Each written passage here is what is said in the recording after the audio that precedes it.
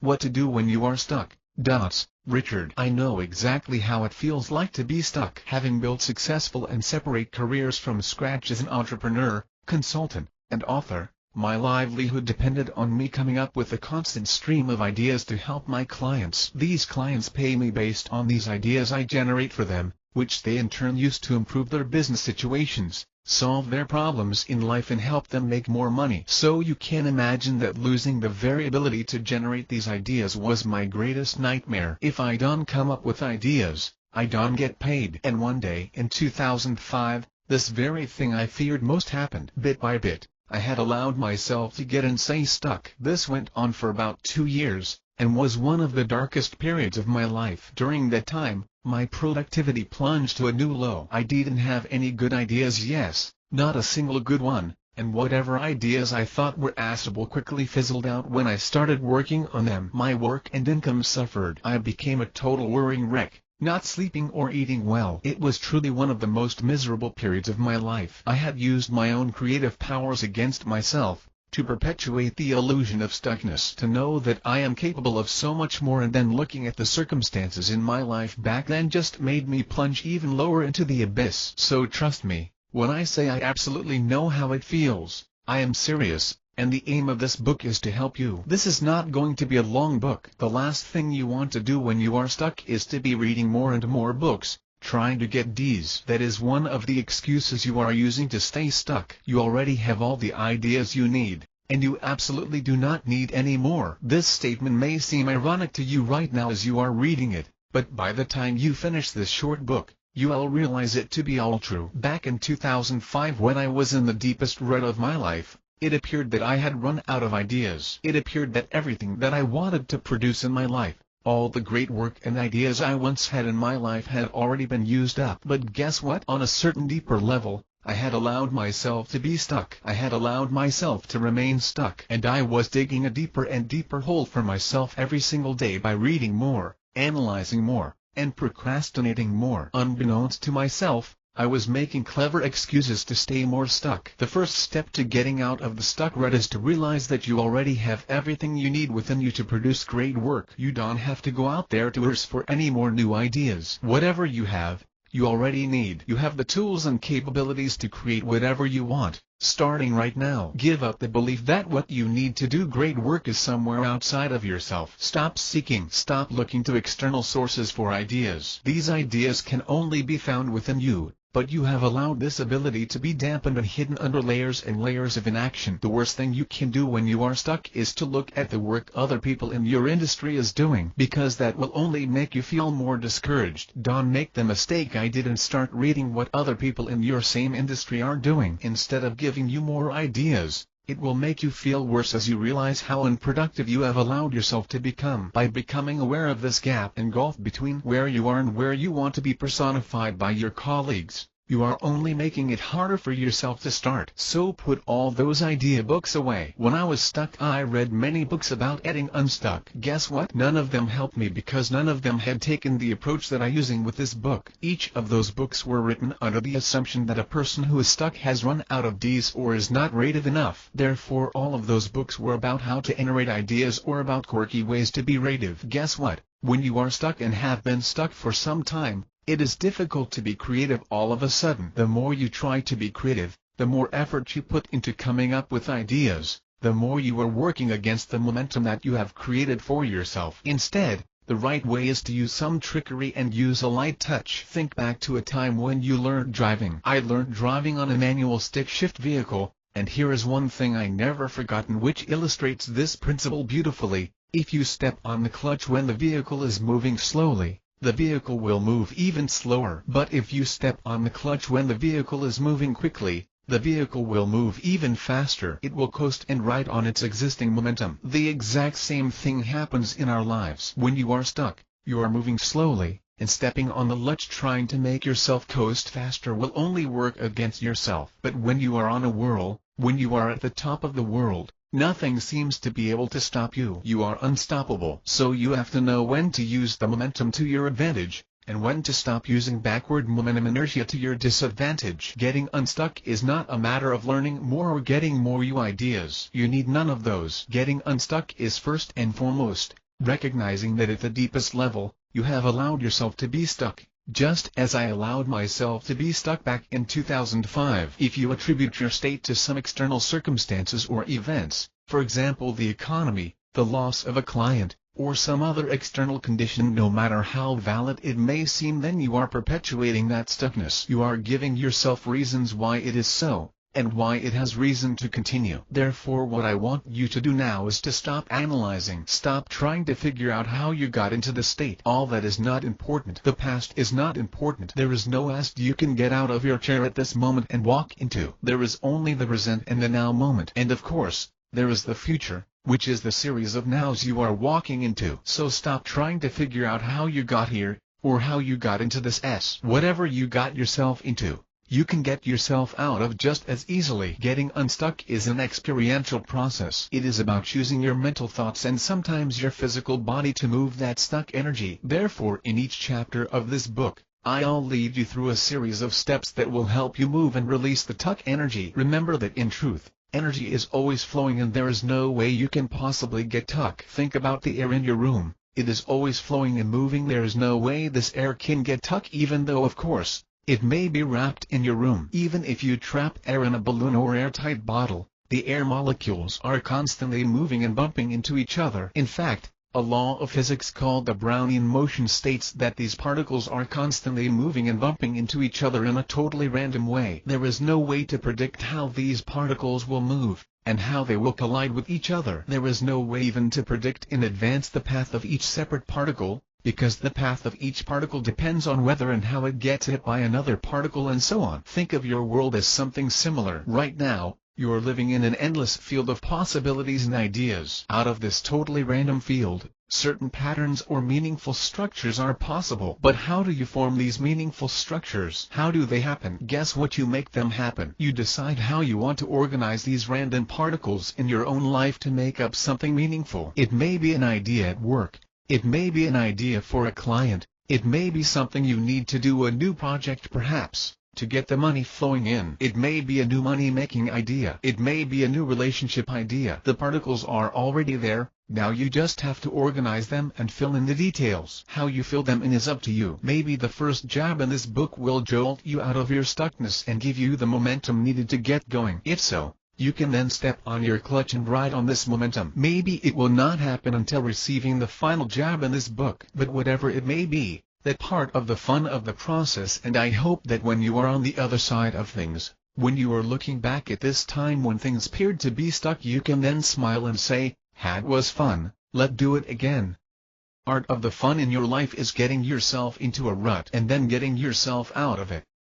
Richard Dotts. Jab number 1. What would you do? Many years ago in one of those personal development workshops, a man was asked what he really wanted to do in life. No matter how hard he tried, he could not seem to come up with an answer. Without realizing it, he had conditioned himself into certain habitual ways of thought. He had trained himself to look at a certain set of possibilities in his life, and function based on them. Notice that when you are stuck, that is what you have inadvertently done. You have constrained yourself into looking at a very narrow field of possibilities, at a certain subset of things, whereas everything outside of that subset still exists and is there for you, the moment you call upon it. After much prodding, the trainer asked, "What would you do if you knew what you wanted to do?" And with that, he gave the most eloquent answer possible. What would you do if you knew what to do? What would you write if you knew what to write? What would you create if you knew what to create? What would you work on if, in this very moment, you knew exactly what to do? Tailor this question to your particular situation right now. What would you do if you knew? Take a deep breath, then sit for a moment and feel the answer come to you. The answer will come to you instantaneously, and there is absolutely no delay or lag. When I just finished my last book and wanted to write this book, I asked, what would I write if I knew what to write? That's how the idea for this book came into being, and guess what? I am now acting on it. The key here is not to be pretentious, and not to think too much about it. Do away with the thinking. If thinking or analyzing can solve your issues, they would already have got you out of this rut long ago. What you need now is for your inner guidance to surface, which you perhaps have rejected or hidden many times in the past. The first answer is usually the most truthful. Allow the answer to come to you without censoring or forcing, and then go do that. Jab number 2, plus or minus. I credit this idea to Jim Hardy, the great golf instructor who frequently appears on the Golf Channel. Now I am not a big fan of golf, but I happened to tune in at exactly the right time to hear Jim mention this concept which he has applied to the golf swing. Hear the idea. Jim Hardy says that no matter who you are, you may be a professional, or total amateur, there is always no exceptions. One thing you can add or remove from your golf swing to instantly make it better. Here is it again, referenced for our situation. No matter who you are, or where you are at right now, there is always one thing you can easily add or remove from your life to instantly improve your situation. What a beautiful concept. The first time I heard it, I was awestruck. Here was one of the greatest golf instructors in history, who not only understood golf, but also understood life. The same appears to any business or personal situation you may be in. No matter what level of performance you are getting, or what results you are currently achieving, there is always one thing you can easily add or remove from the mix of things you are currently doing to instantly improve the situation. I have tried this in my life, and sometimes that one simple change I took 5 minutes to make, actually doubled or tripled my effectiveness, income, sales, profits or results. Take a look at the situation which you perceive is stuck right now. Remember, everything is simply a matter of perception. Next, I want you to find one thing you can easily add or remove from what you are doing that if done can instantly improve the situation. But I do not want you to go out on a limb here. This should not be hard work or extra effort. This must be something you can easily put into action. This must be something you can very easily do. It will take almost no effort on your part. It may be making a phone call and asking someone a question. It may be changing some text on your website. It may be changing the price of your product or adding an offer. But it must be something which you can easily put into practice. It can also be something you can apply immediately to your life right now. Can you stay up later for half an hour starting tonight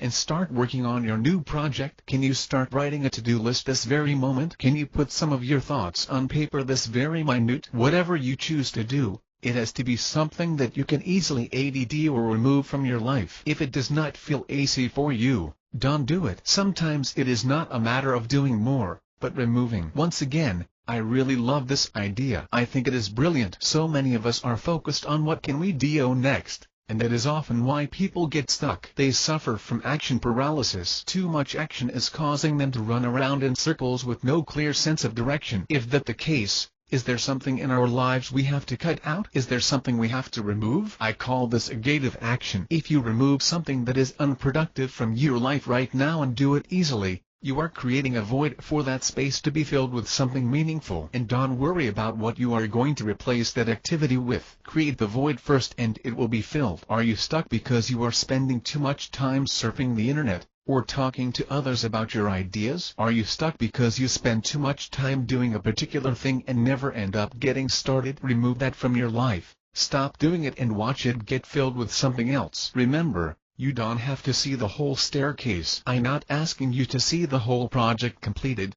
and you at the end stage. I am sure Jim Hardy is asking all his students to see the whole swing. He knows the psychology of the game. He is merely asking his students to see the next step and do it. What will happen if you take 5 minutes right now to identify something you can immediately add or remove from your life? First, you start moving, and once you are moving, you create momentum. By doing something, no matter how small, you have defeated inertia and all that paralysis. Second, that very something which you do, even if it only takes you 5 minutes, and even if it seems so natural to you, may produce massive results. When you put this principle into action, you will leverage what many call the Pareto Principle, in that 20% of your actions generate 80% of the results in your life, and 80% of your actions generate 20% of your results. Of course, the ratio isn't always 80-20 inches most cases, but what you are now doing is gaining great leverage. You are doing something that takes little effort on your part to get going,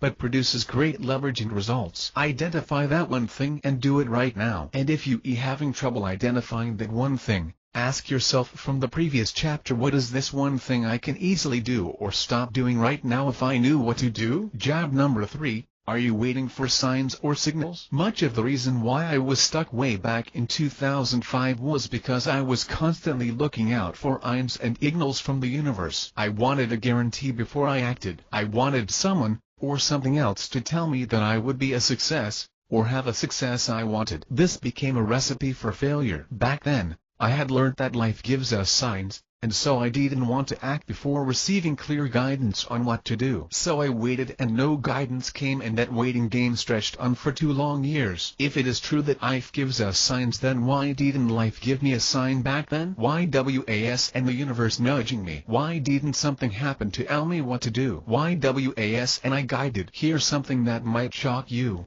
If you are waiting to be guided, to be told what to do, you are asking for nothing to happen. Please read and reread that sentence over and over again. When the great author Somerset Maugham was asked whether he wrote only when inspiration struck, he said, "Write only when inspiration strikes."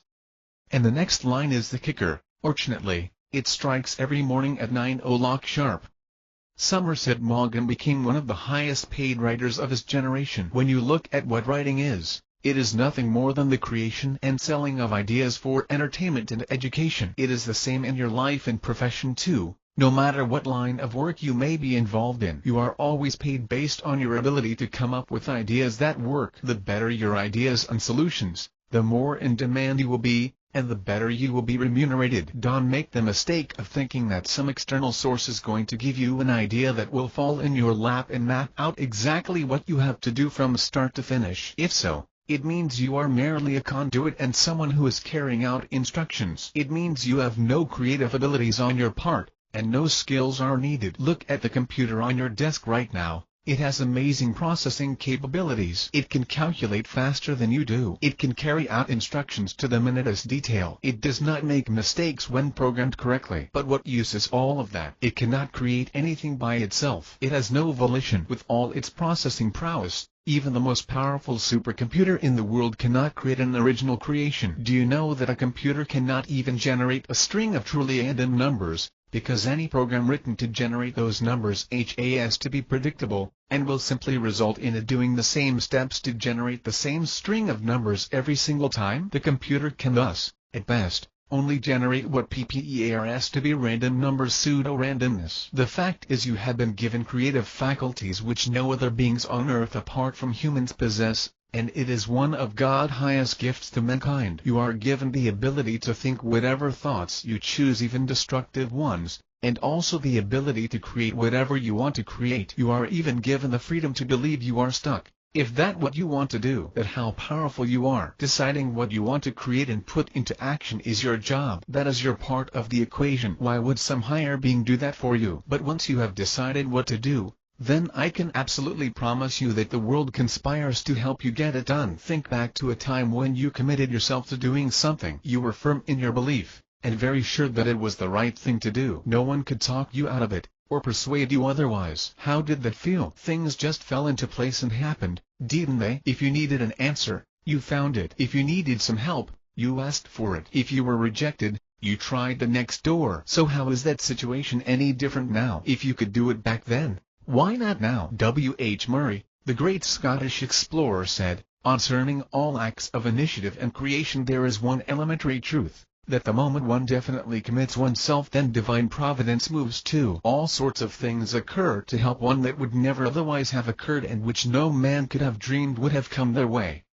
You don't have to take anyone's word for this. Commit yourself first to doing something today, right now, even shutting this book at this very moment and doing it, if it feels right to you. If the momentum and impulse is strong, do it right now. Then see the signs and signals start coming in to guide you every step along the way. The funny thing is, nowadays I receive so many signs and signals at every turn of my life, while a few short years ago, I seemed to receive none. What the difference? I committed first, and the universe moved. Jab number 4. What's the worst? One reason why people remain stuck and paralyzed is because of immense fear. They are afraid of the unknown, and afraid of what will happen next. I now know, after many years of applying these principles, that as long as I follow my heart, and follow the signs given to me outlined in the previous chapter, I will always be moving along my highest path and therefore safe. But for someone who is stuck, the world seems like a starkly different place, filled with risks, uncertainties and unknowns. What if I do this and something goes wrong? What if I make the wrong move? If fear is keeping you from acting, this is a very practical method that I learned and constantly use to deal with fear. Take a piece of paper and write down the action that you are intending to take, but have been afraid of taking. Then below that, Write down the worst possible outcome or scenario that can possibly happen. What is the worst that can possibly happen if you made that phone call and asked for some guidance? What is the worst that can happen if you asked for that loan? What is the worst that can possibly happen if you went for that job interview? What is the worst that can possibly happen if you made this investment? What is the worst that can possibly happen if you did this next step? Of course, many things can possibly happen, but I want you to focus on and write down the absolute worst. Your worst nightmare. Write it down on paper right now. Make it something real and tangible for you right now. To give you an example, this is what I have come up with. For the longest time, I was fearful of hiring some external consultants and making some changes to my business. I was uncertain whether it would work, and I didn't want to lose money. I didn't want my business to self-destruct or go off in a completely different direction. I didn't want to be cheated. I didn't want to deal with the headache if something went wrong. All of these totally absurd thoughts were swirling around in my head. But I focused on one, and wrote down the worst that could possibly, logically happen. I would simply lose all my monetary investment if it didn't work. All those absurd doomsday scenarios that were swirling around in my head were simply the result of unclear and muddled thinking. Remember this: anytime you are stuck, you lack clarity. Someone who is clear is never stuck. By writing down the worst possible thing that could logically happen, I separated all that gunk that was going on in my head with the worst possible thing that could realistically happen, which was this: there was a chance I could possibly lose my entire investment. Now came the next question: am I prepared to bear this consequence? Will something happen to me if it happens? I then asked myself the next question: what is the best possible thing that can happen? Of course, the investment would pay off and I would make some pretty good returns. So then the decision-making becomes automatic. If the absolute worst happened, I would lose my money, but nothing more than that. If the best happened, I would be a much happier person and make many times my investment. Focus on the est and the worst and throw away everything else. They are merely distractors in every situation. Here are the steps again. What is the worst that can possibly happen? Write down the absolute worst case scenario. Your worst nightmare. What is the best that can possibly happen if everything goes right? Am I prepared / can I handle the worst case scenario? If yes, go for it. If oh, shelf the idea or make a small change. Use jab number 2, plus or minus technique that eliminates this possibility. Jab number 5, can you use a doormat as a weapon? Here a common theme in one of those martial arts movies: the protagonist is initially defeated, time and time again, by his opponents. He tries harder and harder, but fails. He tries to be faster, to use his weapon better, to apply the moves his master taught him, but no matter what he does, the opponent just seems to be one step ahead of him. Then one day, he finally gets it. The light bulb goes off in his head. He finally understands what his master has been trying to teach him since day one: that he needed no weapons to fight in the first place, that he needed no system in the first place. From that moment, he could fight with any object at hand. He didn't need his fists, his sword, or a stick. He could pick up any object and turn it into a weapon. Yes, even a doormat or a washing machine. His opponents are swiftly defeated and the tables are turned. People who are stuck think they need to do things in a certain way. They are looking for a certain fixed formula to help them get started. As a result,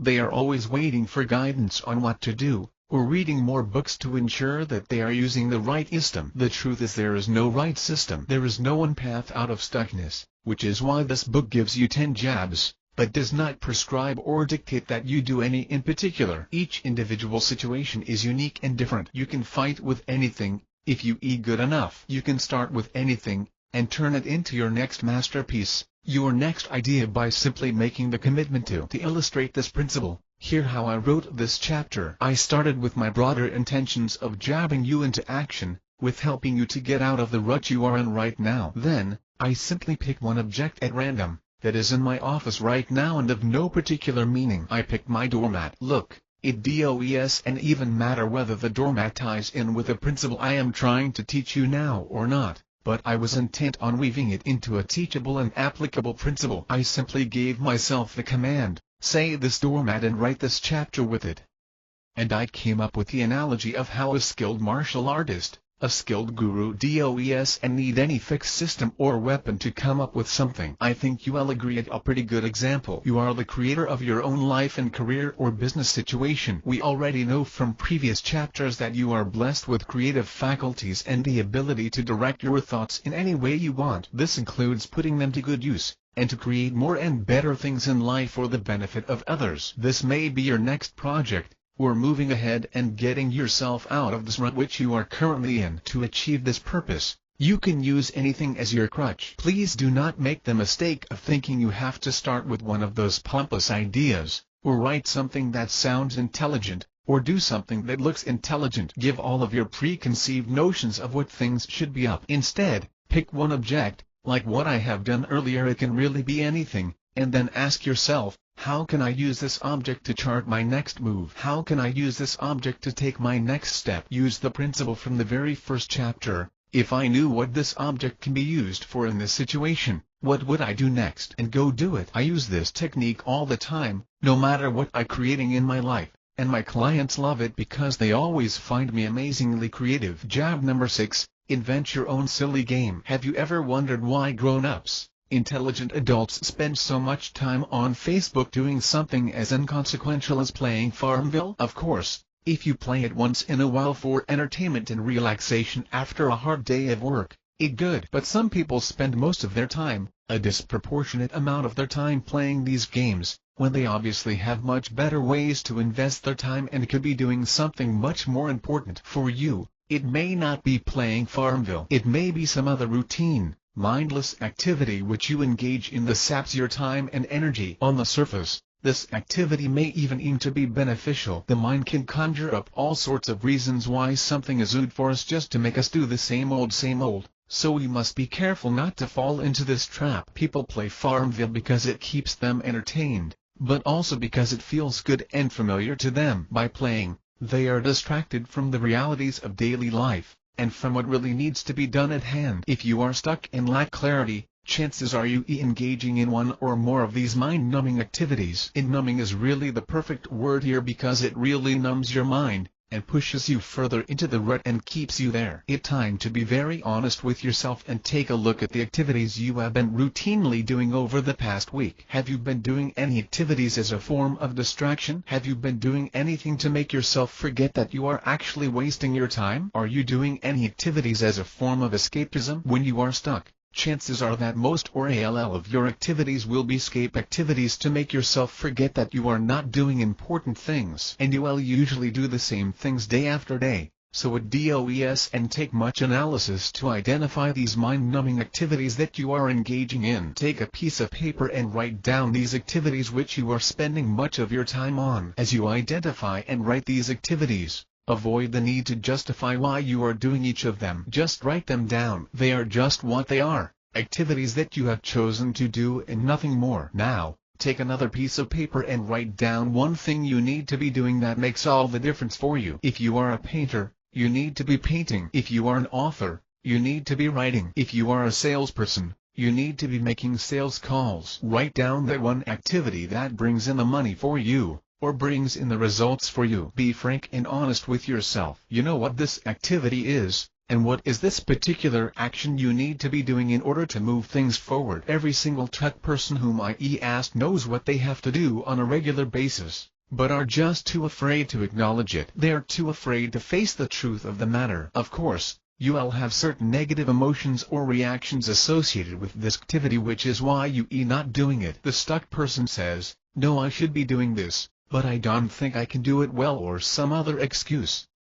At the end of the day, it's always an excuse. For now, I'm not asking for the negative emotions or reasons why you cannot be doing it. Just write down that particular action or actions you need to take. It is usually a repetitive action you will need to take on a regular and consistent basis to produce results in your life. Farmville or any other popular game is nothing more than a series of rules put together. So before playing Farmville or any other game/sport, all of the players agree to abide by a certain set of rules. The rules are what makes the game fun. Imagine playing a game where anything goes. Needless to say, it will be chaotic and also very boring. You need to set some limits and constraints in order for things to be more interesting, because part of the fun is in coming up with ways to work around those limitations. The exact same principle applies here, doing that one single action that makes all the difference, which you are not currently doing at the moment, can be easy and automatic if you will just turn it into a game. You can come up with your own rules for the game and then train your mind to do it. If you think this idea sounds silly, stay with me for a little while longer. Throughout the ages, people have come up with some very silly and arbitrary rules, and then stuck by them and played these little games with themselves. Do you remember the snake game in the early mobile phones? The one where the snake grew longer by one square each time it swallowed some food, and the objective of the game was to get the longest snake without having the snake colliding into itself. It sure sounds stupid, isn't it? Now that I have written the objective of the game in plain English, but it was great fun. People everywhere were playing Snake, in trains to waiting rooms to their bedrooms. They played it because the rules made it entertaining for them. Hear the great secret: anything can be made entertaining and fun for you. You can be motivated to do anything. If millions of people around the world can be motivated into thinking that manning a virtual farm or making their snake grow longer is fun, and the snake was just a series of squares on a black and white screen, then you can make whatever action you wrote above fun for you to do. This is the way I turn anything into a game. I have a calendar on my desk that has a series of squares, one for each day. I use a red Sharpie marker and put a big check mark across that day when my answer is S to this question: did I do my best work today? For example, if I submitted a report, if I wrote a proposal and sent it out, if I got something done that was important and moved me towards my goal, such as writing a chapter of my book, I put a red check mark across the square for that day. Then I added a few other completely arbitrary rules. I want to see how many consecutive days I get red check marks. I want to see how long this chain of red check marks is going to last. And I want my chain to be always longer than the previous longest chain. These rules are completely arbitrary, but guess what? They absolutely work. I am now more productive than ever before, and any resistance to doing that extra bit of work before I turn dissolves. Sometimes I even rush to start and complete a piece of work before the day ends, just to get that red check mark across the day. If you think about it, this is strange, since no one is really monitoring me. No one outside is really holding me accountable. I am the only one holding myself accountable. Yet I'm doing it willingly because I have invented a game, a system of arbitrary rules, that make the whole thing fun for me. Are there days where I don't get a red check across the square? Absolutely. There are days in which I go out to enjoy, have fun,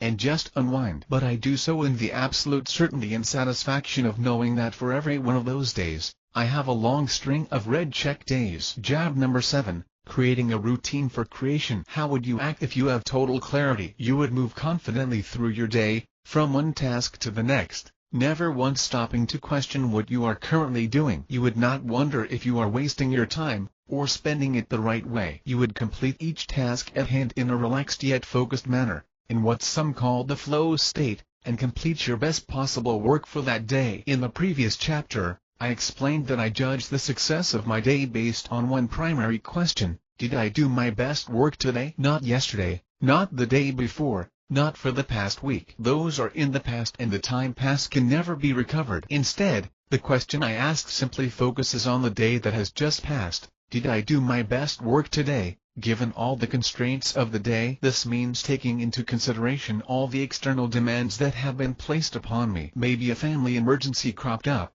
beyond my control, that I had to attend to. Maybe a friend took me out to lunch and I spent a few hours at the appointment. So despite all these unexpected events that happened, did I still do my best work? It is important to create a routine for creation. This means putting in place a sequence of events you'll do automatically, on a daily basis. The main advantage of having a routine is that it makes things endless, and you don't have to engage in mental debate over whether you should do something today, or what should you do first, or what you should do next. Very often, this unnecessary mental debate keeps us stuck, because too much analysis leads to paralysis, when the time can be spent actually doing something productive. Let me give you a simple example. I used to be unable to decide what to drink for breakfast every morning. It sounds almost funny now to talk about it, but we are so powerful that we can create problems out of seemingly nothing. And so I managed to create the situation of not knowing what to drink every morning. Since I was still groggy from just having woken up, being faced with almost a dozen beverage choices from milk, different kinds of tea, to the 12 different kinds of coffee my coffee machine can make often made me waste about 5 to 10 minutes each morning pondering this useless question, when I could be getting on with my day and doing something that really mattered. Finally one day I decided, look, I'm being really silly here. I should just create a routine for what I shall drink every moment. This means making the decision in advance. Each Sunday night before I slept, I would decide in advance what to drink for each morning of the week. I would lay out the tea or coffee capsules in a row on my dining room table such that when morning came around, I would simply mindlessly pick up the beverage choice I had left there on Sunday night, and go make it. No more debate over what I hold be drinking this morning, what I feel like drinking this moment, and worrying over whether I am consuming all my beverages evenly. You can see from the above example that life always presents us with lessons and problem-solving opportunities. I happen to find these opportunities fun, as I realize they can be illuminating once we get past the blocks and come away with a lifelong principle that can be learnt. It is the same for your creation work too. When one is stuck, they always lack clarity. A lack of clarity means they spend more time engaging in a mostly useless mental debate on what to do first, or what to do next, or how to spend their time that day when that time can be put to way better use on doing the actual work itself. The way to blast through all this inaction and inertia is simply this: put in place a routine for creation. Almost every single one of the greatest creators, writers, thinkers, philosophers of our time had a routine for creation. The routine may differ from one artist to the next, but the common denominator is that all of them have some sort of a routine. If you are going to be a great creator, you need a routine too. It makes everything automatic and allows you to blast through blocks of inertia or indecision. Here the routine I have come up with for myself. Feel free to adapt it for your own situation. Of course, I did not just come up with a complete routine one fine day. The routine was fine-tuned over the course of probably 1 to 2 weeks, after which it stabilized and I started doing it with not many changes. In the beginning, you'll probably find it necessary to make minor adjustments and changes to your routine, as the kinks are still sorted out. My routine consists of waking up in the morning, and having breakfast while reading the newspaper. Next, I get on my stationary exercise bicycle and immediately do 45 minutes of cardio exercise to get my heart pumping and sweating. It makes me feel energetic and sets the mood for the rest of the day. While I am on the exercise machine, I am always reading a book on my Kindle, or doing some other form of reading. If there is urgent work reading I have to do, I do it while I am on the exercise bike. Otherwise, I'll take that 45 minutes of time to do some positive, uplifting, self-improvement reading. After 45 minutes on the bicycle I get off, and immediately take a shower. I force myself to move fast because if I feel the urge to sit on the couch and just rest for a moment, it may just destroy the momentum of the whole morning. So throughout the whole process as I move through my routine, I keep reminding myself of the importance of not breaking that routine. After taking a nice warm shower of about 20 minutes, I immediately sit down at my desk with 2 giant computer screens and start writing. I write or create ideas for any one of my 4 separate careers until I am satisfied, then I break for lunch before continuing throughout the day. You notice that I am very clear about exactly what is to be done at each step of the day. I never stop to ask myself the question, oh, what should I be doing now to make the best use of my day? That would be wasting time and breaking the flow. If you are stuck, chances are you do not have a routine for creation at all. You just drift from one day to the next, doing what catches your eye, or what fancies you at the moment, or engaging in one of those distracting, mind-numbing activities. Stop. Don't let yourself carry on like this anymore. Life is too precious to be lived in such a scattered manner. Starting from tomorrow, put in place a routine for creation for yourself. And as you put yourself through the routine day after day, you will find that you eventually create the mental habit of sticking to your routine, that it will seem normal, and deviating from it will become more and more difficult. Job number 8, noted with thanks. How to deal with negativity. A common phrase used in business correspondence is, noted with thanks. Very often when I send an email off to someone, the person replies with a short, sweet and succinct message, noted with thanks. These 3 words are effective, because they show that first, the recipient has read and received whatever you were trying to convey in your message, and second, they are thanking or acknowledging you for the message, so they do not come across as rude in any way. You can use this exact sample principle not only when dealing with email replies, but also when dealing with negativities and your negative self-talk. If you have followed the tips in this book so far and started with your routine, started adding one simple thing to your life, or started with the creative process, it is almost certain that you will be hit with some pretty negative self-talk,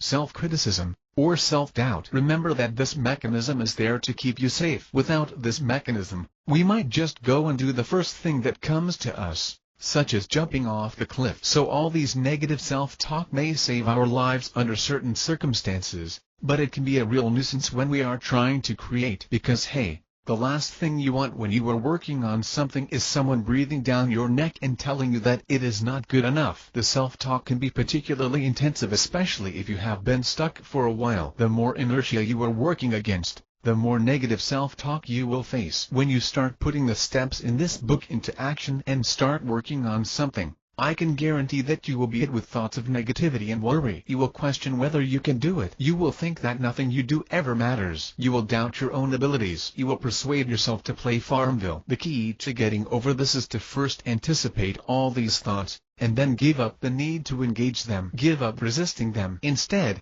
just allow them to run their course while you are doing your work. How do you handle all these negative thoughts that seem to just crop up within yourself? You use the old email trick. Each time a negative self-talk floats up that tries to convince you to stop working, quietly say to yourself or even out loud, "Noted with thanks," and then go back to your work. Do this over and over again. Whatever the negative or insidious thought that comes up, just say to it, "Noted with thanks." This tells yourself that you have acknowledged it, that you are aware of it, and then go right back to work. Let the negative self-talk continue if it wants to, but make it clear to yourself that you are also going to keep doing your best work, given all the constraints right now. Most people are doing the wrong thing. They are trying to totally silence the inner critic. The problem is that when you have been inactive or stuck for a while, or if you have been critical of yourself all your life, the inner critic can be difficult and almost impossible to silence. It has been there all your life, and it has become a part of you that you identify with. It's like an old friend who feels comfortable and familiar to you,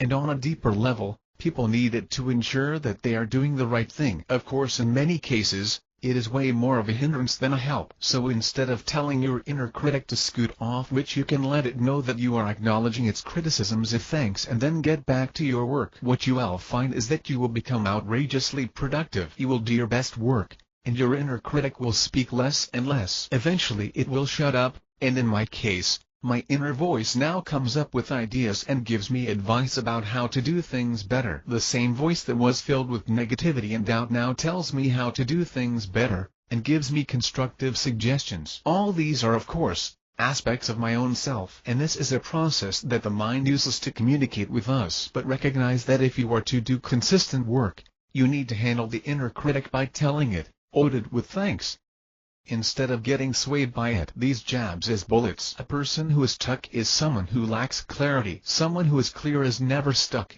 because he/she always knows intuitively what to do next. He is not wasting time figuring out what to do next, or deciding what to do next, or worrying about how things will turn out. These are the series of jabs delivered in this book. Remember, you don't need any permission from anyone else to get started. Just take any one of them and run with it. Each time it appears you are stuck, read through this list. As a powerful human being with creative faculties, you can never be truly stuck. You can, however, create the illusion that you are stuck and continue to perpetuate it. Just as energy is constantly moving in a random manner, nothing remains totally stationary. The same is true with your creative work and life. Your job is to create meaning and structure out of the randomness. How you do it is entirely up to you. The key to getting unstuck is not to have more ideas. You already have all the wonderful ideas you need. They are all within you. Stop looking to external sources for ideas, and stop expecting others to generate ideas for you. You don't need more ideas. You just need to take some action. What would you do if you had totally clarity? Just make it up. Everything is made up anyway, and meaning is added later. What would you create if you knew what to create? Get yourself into the energy of the creator and then go do that. You are a natural. You are a born creator. Any stuckness or limitations are only self-perceived. What is one thing you can easily add to your life right now that will immediately get you moving? Not a dozen things,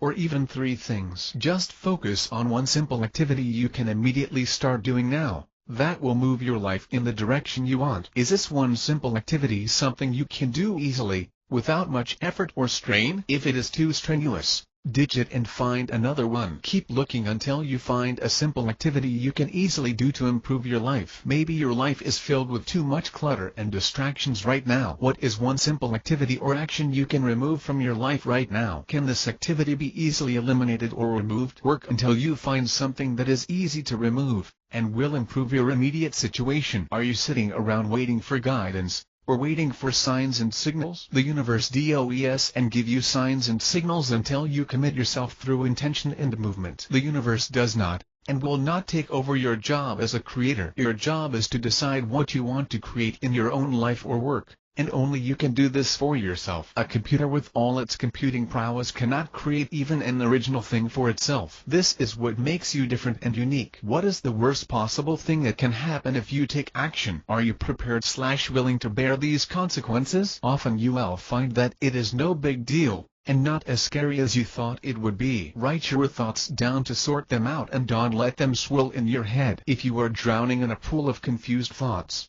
ideas and feeling overwhelmed by them, write them down one by one and cross out the unnecessary ones. What is the best possible thing that can happen if you took action? Are you willing to risk the worst happening, to allow the chance of the best happening? If so, go do it right now. Can you use a doormat as a weapon? Give up any preconceived notions of what you need to do your best work. Remember that the best fighters can fight with anything. They simply improvise with whatever comes along their way. When I am determined to write, I can write anywhere, even in my head, and then just simply copy those words onto paper later on. Give up the need to make excuses. Tell yourself, if I am clever enough to make excuses, I am not stuck. Are you spending too much time deciding or agonizing over what to do next? Eliminate all of that wasted time by deciding in advance what to do. Put in place a fixed routine for creation. Go through that routine almost every day. It will become a habit, just as getting stuck is also a habit. Make your own game out of doing your best work. Remember that games are nothing more than arbitrary rules thrown together. Your mind loves a challenge, and it will play any game you invent for yourself. Get a desk calendar. At the end of each day, ask yourself this question: have I done my best work today,